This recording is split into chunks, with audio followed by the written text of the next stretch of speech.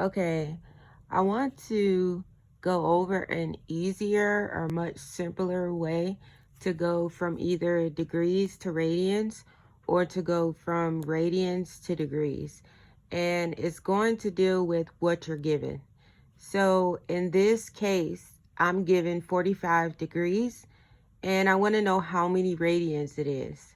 So since I have degrees, I use this formula. For this example, I'm given radians because you don't see a degree mark here, and I want to go 2 degrees. So if I'm given radians, then I want to use this formula. And all you're doing is multiplying. So for this one, I have 45 degrees, so I write 45. We're going to multiply it by this fraction. So for every 1 degree, we get pi over 18 radians. I'm sorry, 180 radians. So I'm going to multiply that pi over 180. So the pi will be in your answer. All radian answers have pi, and you should enter your answers in exact form, which means we're not going to put pi in our calculator. We're just going to do 45 divided by 180.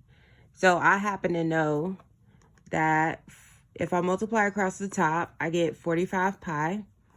And then on the bottom, I will get 180. Well, 45 goes into both itself and 180. So if I divide 45 by 45, I get 1. And if I divide 180 by 45, it goes 4 times. So that means my answer over here, simplified, will be pi over 4. And this is in radians.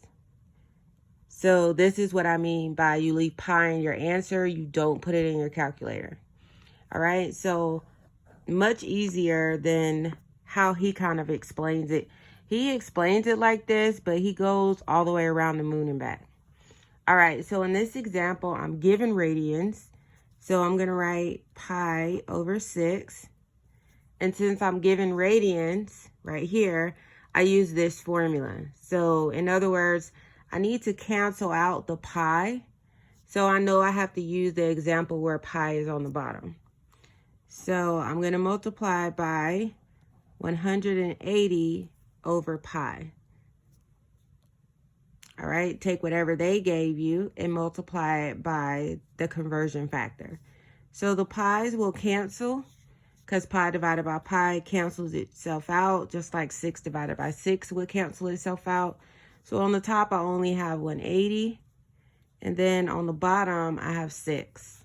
And so 6 goes into 18 3 times, and then I'll keep the 0.